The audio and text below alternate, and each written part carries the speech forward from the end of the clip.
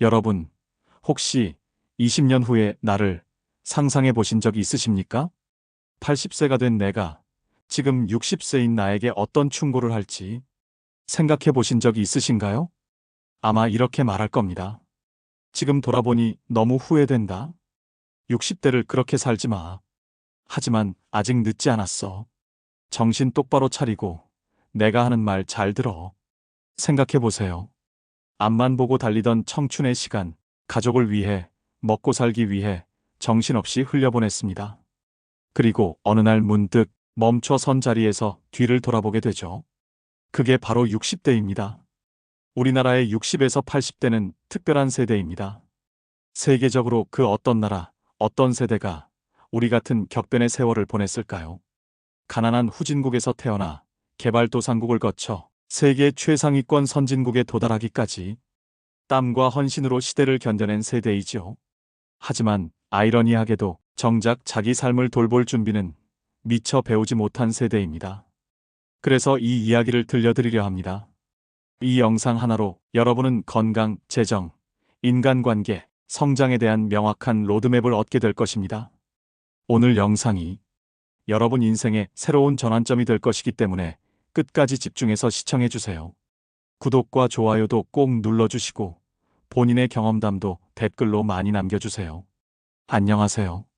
저는 서울에 사는 80세의 김영철입니다.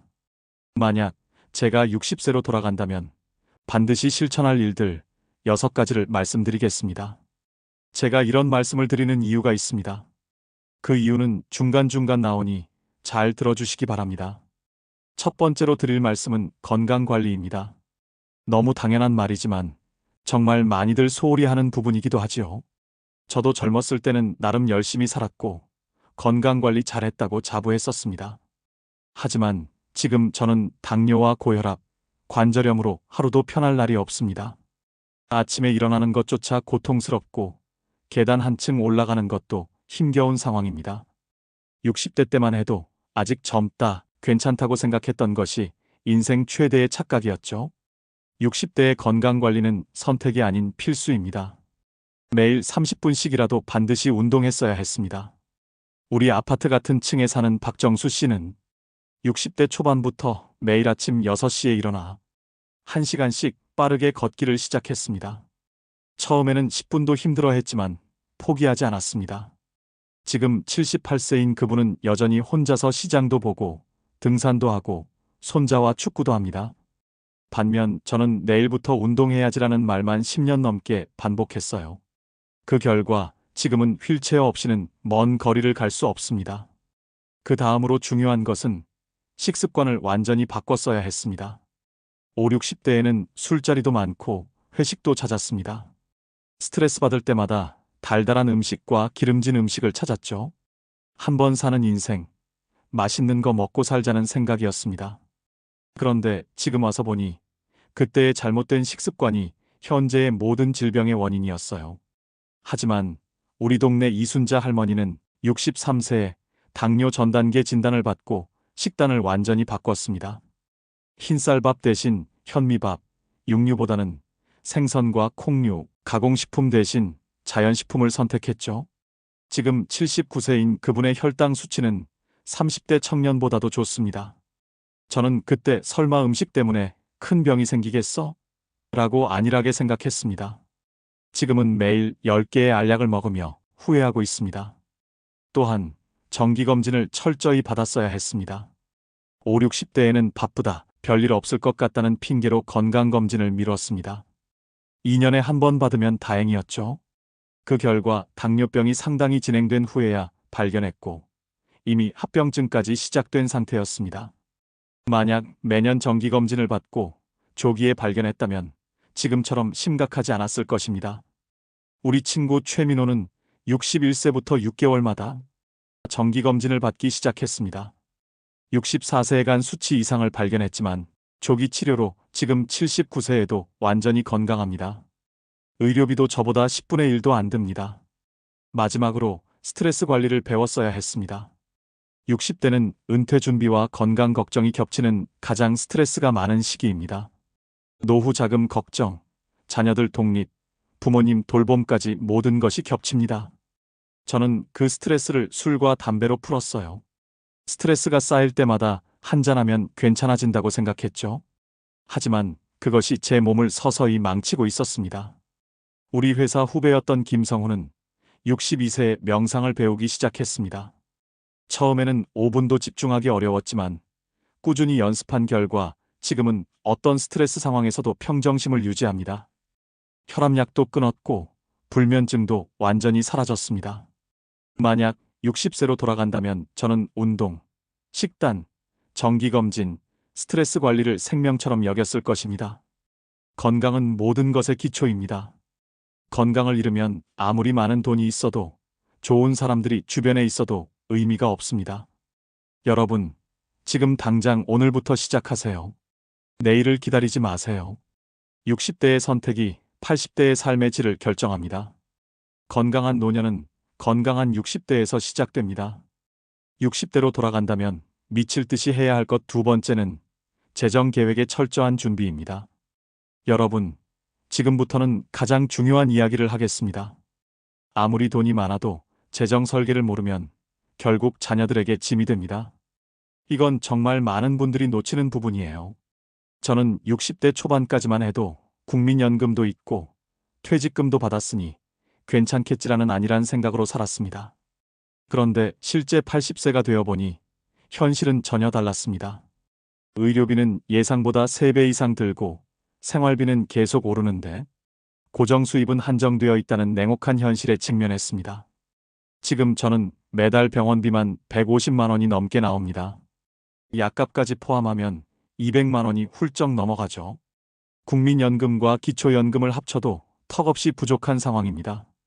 가장 먼저 60세로 돌아간다면 다양한 투자 포트폴리오를 무조건 구성했을 것입니다. 제 친구 이상호는 달랐습니다. 그는 58세부터 노후를 위한 구체적인 계획을 세웠습니다. 월 수입의 40%를 안정적인 투자 상품에 꾸준히 넣었고 주식 30%, 채권 40%, 부동산 20%, 예금 10%로 분산 투자했어요. 지금 82세인 그는 매달 투자 수익만으로 250만 원의 추가 수입이 있습니다.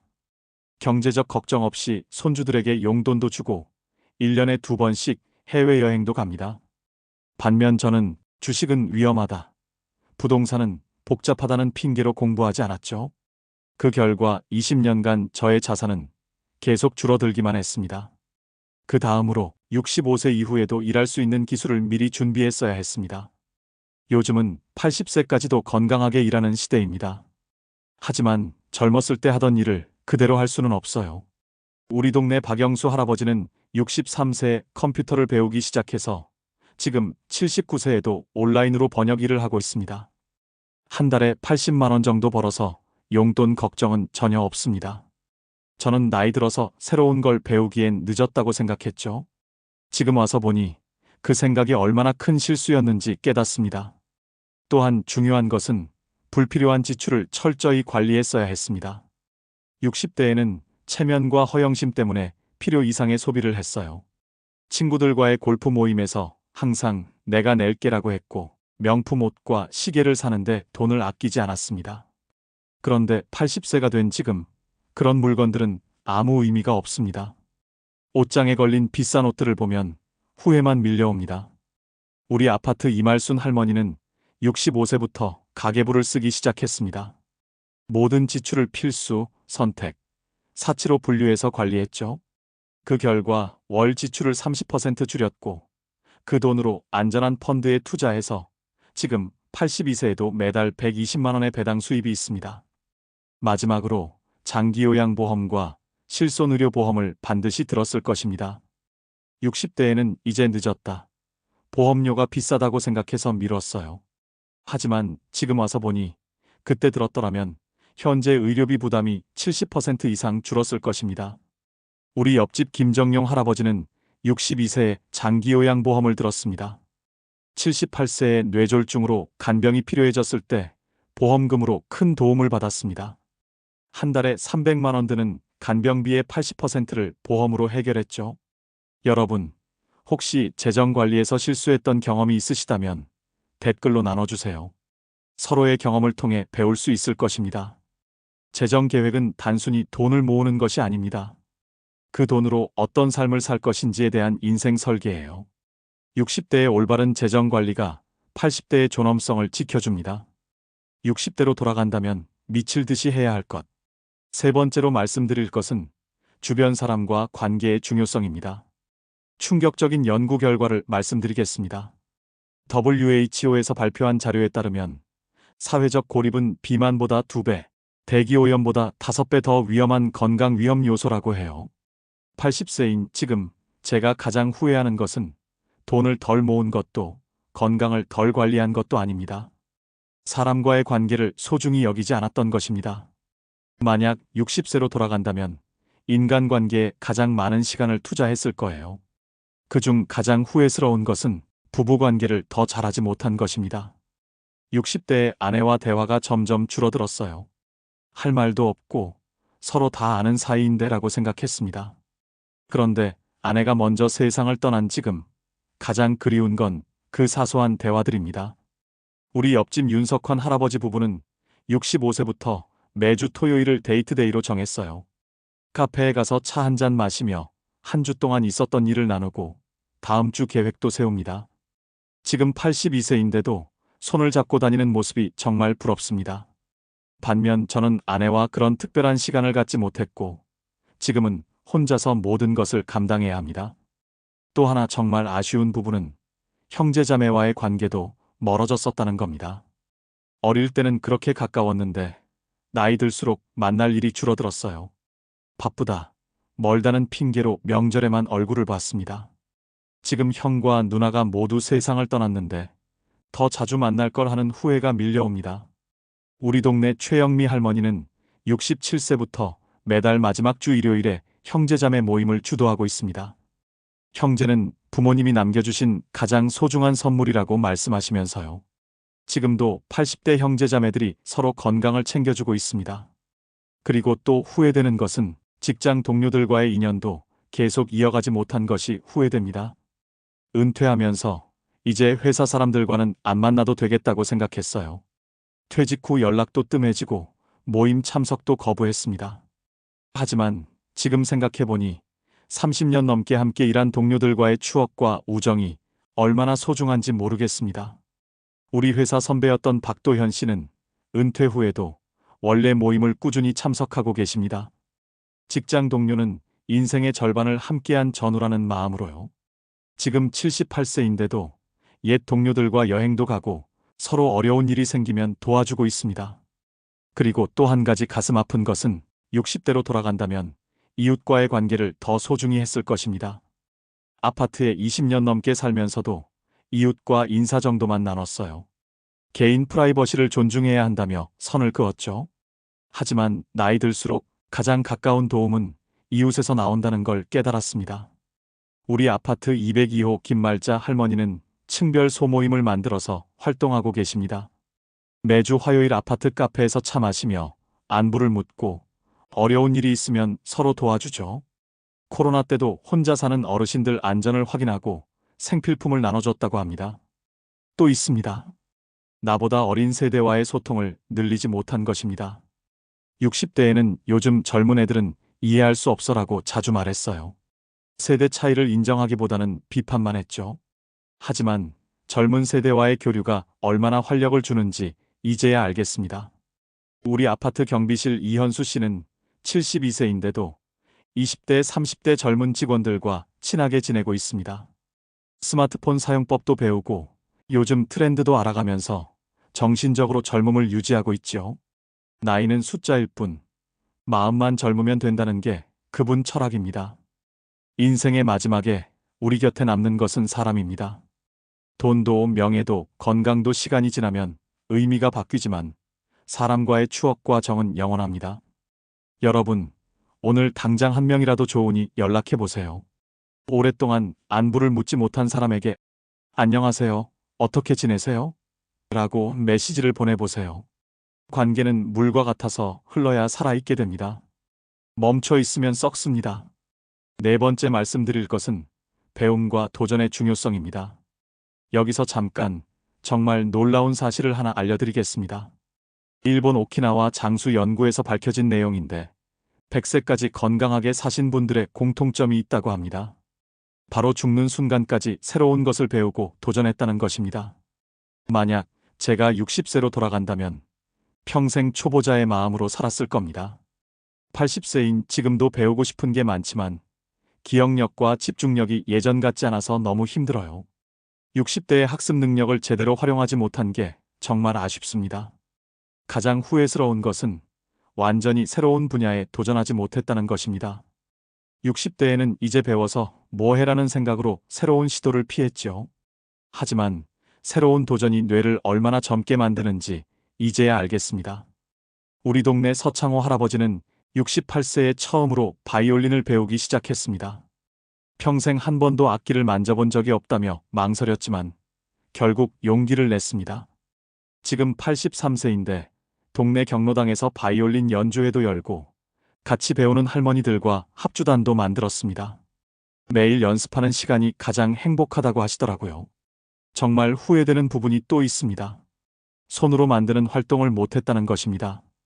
뇌과학자들이 말하는 가장 좋은 치매 예방법이 손을 사용하는 것이라고 합니다. 우리 아파트 509호 안정희 할머니는 65세에 도자기 만들기를 시작했습니다. 처음에는 컵 하나 만드는데도 한 달이 걸렸다고 해요. 하지만 포기하지 않고 5년간 꾸준히 배운 결과 지금은 작은 전시회도 열고 있습니다. 흙을 만지고 있으면 마음이 평온해진다며 스트레스 해소에도 큰 도움이 된다고 합니다. 그리고 또 안타까운 것은 글쓰기 도전을 못한 것입니다. 제 인생 이야기를 기록으로 남기지 못한 게 너무 아쉽습니다. 기억은 점점 흐려지는데 글로 남겨두지 않으니까 소중한 추억들이 사라져가고 있어요. 우리 친구 정수현은 62세부터 자서전 쓰기를 시작했습니다. 매일 30분씩 어릴 때 기억부터 차근차근 써내려갔습니다. 3년 만에 300페이지 분량의 자서전을 완성해서 자녀들에게 선물했는데 가족들이 정말 감동했다고 해요.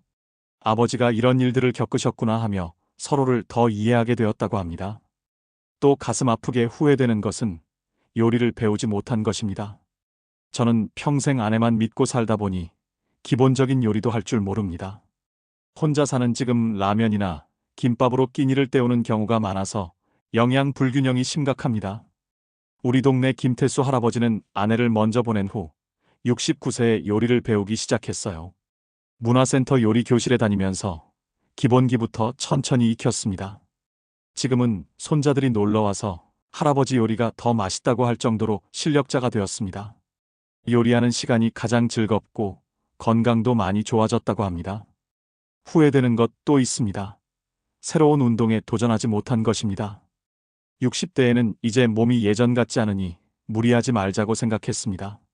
하지만 적절한 도전이 오히려 건강을 지키는 방법이라는 걸 이제야 깨달았어요. 우리 아파트 단지 내 수영장에서 만난 조영숙 할머니는 71세에 처음 수영을 배우기 시작했습니다.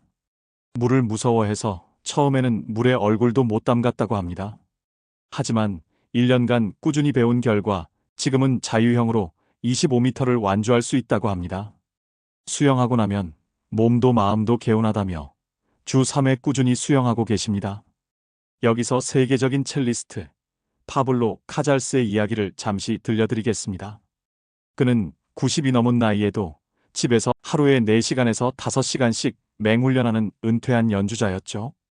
어느 날 집안일을 도우러 온 젊은 가정부가 조심스럽게 그에게 물었습니다.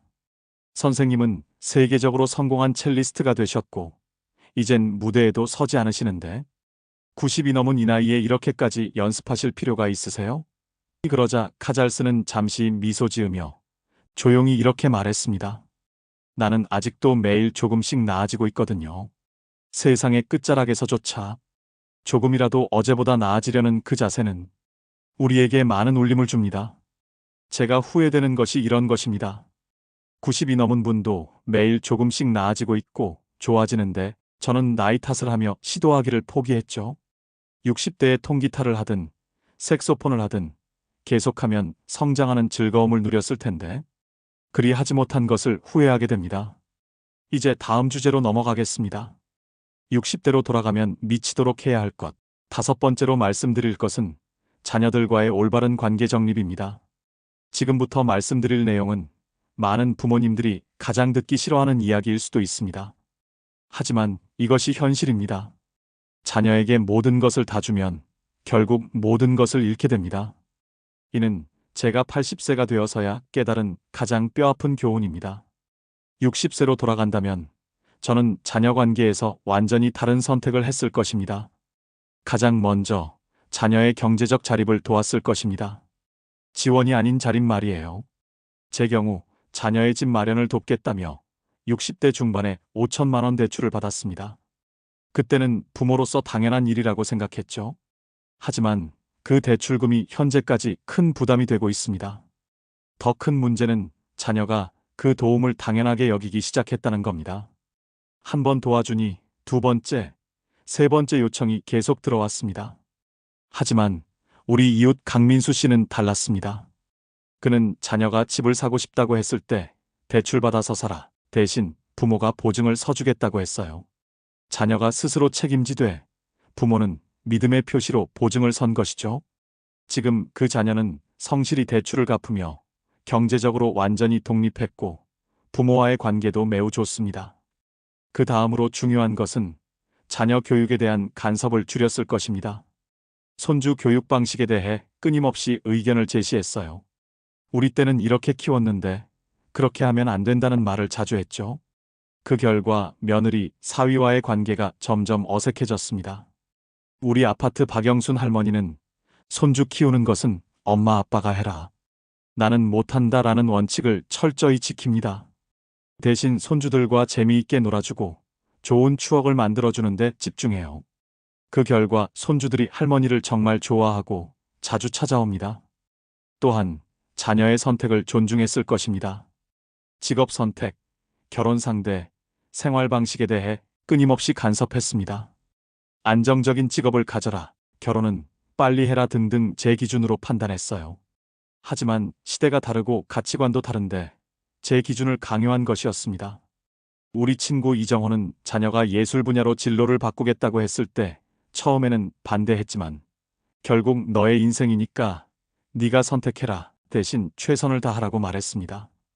지금 그 자녀는 성공한 디자이너가 되어 부모에게 감사해야 하며 자주 연락합니다.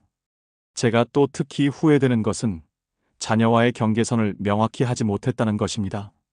자녀가 성인이 된 후에도 마치 미성년자를 대하듯 했어요.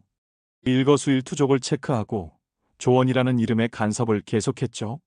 그 결과 자녀들이 점점 거리를 두기 시작했습니다. 가장 중요한 것을 깨달았습니다.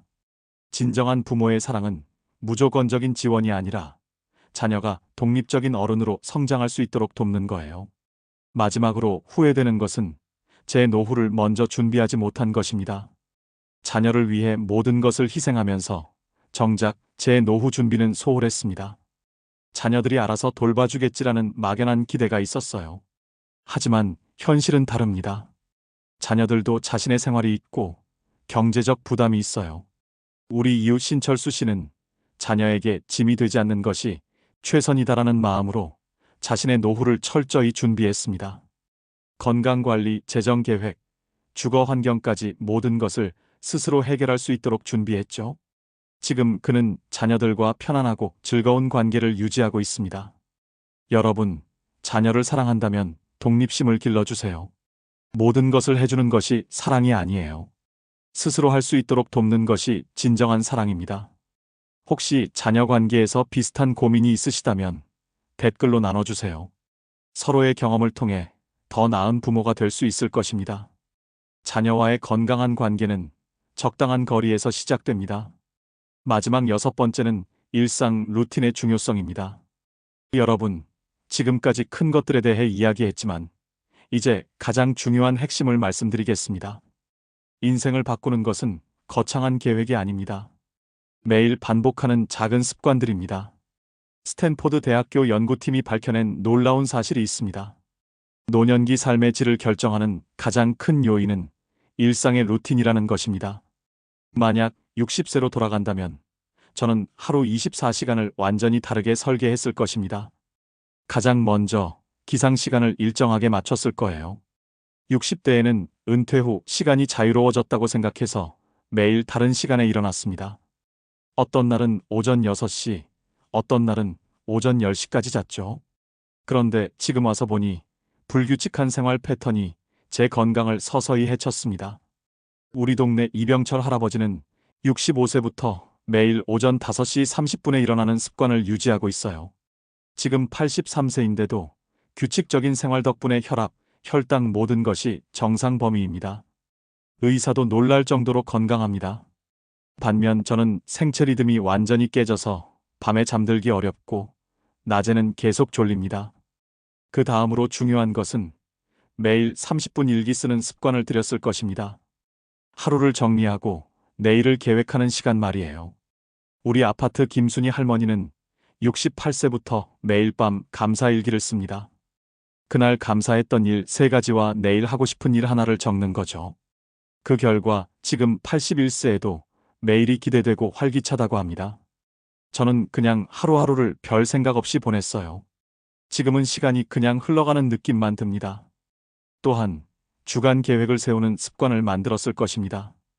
은퇴 후 갑자기 많아진 시간을 어떻게 활용할지 몰라 무기력하게 보냈습니다. 매일이 똑같고 특별한 일도 없었어요. 우리 친구 박영수는 매주 일요일 저녁에 다음 주 계획을 세웁니다. 월요일은 운동, 화요일은 독서, 수요일은 친구 만나기, 목요일은 봉사활동. 이런 식으로 말이죠. 지금 79세인 그는 매일이 의미 있고 바쁘다고 합니다. 특히 중요한 것은 스마트폰 사용 시간을 제한했을 거예요. 저는 60대 후반부터 스마트폰에 빠져들기 시작했습니다. 유튜브, 뉴스, SNS를 하다 보면 하루 종일 시간이 훌쩍 지나갔죠. 게다가 부정적인 뉴스에 자주 노출되면서 우울한 감정도 많아졌습니다. 우리 이웃 최철호 할아버지는 스마트폰 사용을 하루 2시간으로 제한합니다. 대신 그 시간에 산책하고 책 읽고 사람들과 직접 만나서 대화하고 있습니다. 훨씬 활기차고 긍정적인 마음을 유지하고 있습니다. 그리고 무엇보다 매일 감사 표현하는 습관을 들였을 것입니다. 가족에게, 친구에게, 이웃에게 고맙다는 말을 자주 했을 거예요. 작은 친절에도 진심으로 감사 인사를 했을 것입니다. 우리 아파트 관리사무소 직원들이 우리 동네 한정자 할머니를 정말 좋아합니다. 항상 수고하세요. 감사합니다라는 말을 잊지 않기 때문이에요. 그래서 할머니가 도움이 필요할 때 모든 사람이 기꺼이 도와줍니다. 마지막으로 집안 정리정돈 습관을 유지했을 것입니다. 저는 나이가 들수록 물건이 많아지고 집이 어수선해졌어요. 필요 없는 물건들이 쌓여가면서 마음도 복잡해졌죠. 우리 이웃 장명수 할아버지는 매일 10분씩 정리정돈하는 시간을 갖습니다.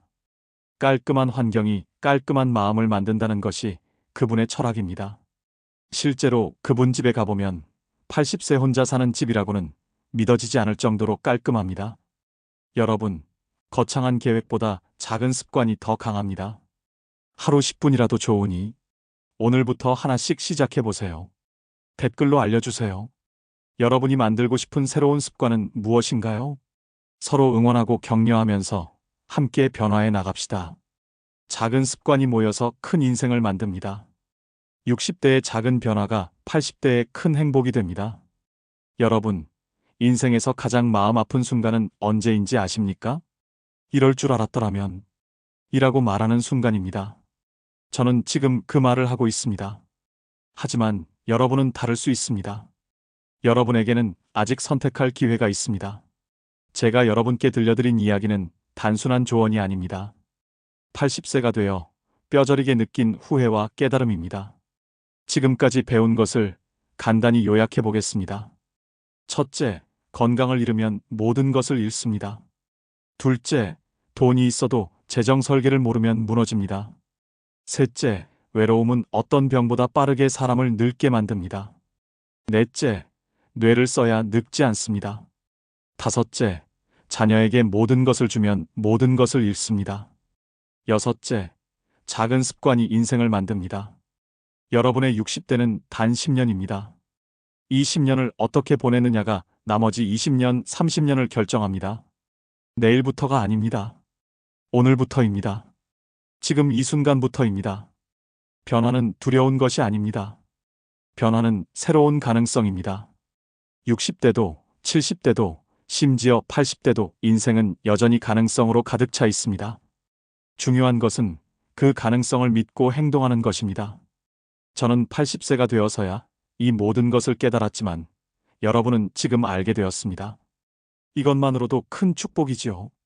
오늘도 저희 인생은 후반전 채널의 이야기에 귀 기울여 주셔서 감사합니다. 이 영상이 마음에 드셨다면 좋아요와 구독 눌러주세요. 또한 여러분의 소중한 경험이나 생각을 댓글로 남겨주시면 함께 나누고 배우는 소중한 시간이 될 것입니다. 다음 영상에서도 여러분의 인생 후반전에 지혜와 위로가 될 수 있는 이야기로 찾아뵙겠습니다. 항상 건강하시고 행복한 날들 보내세요. 감사합니다.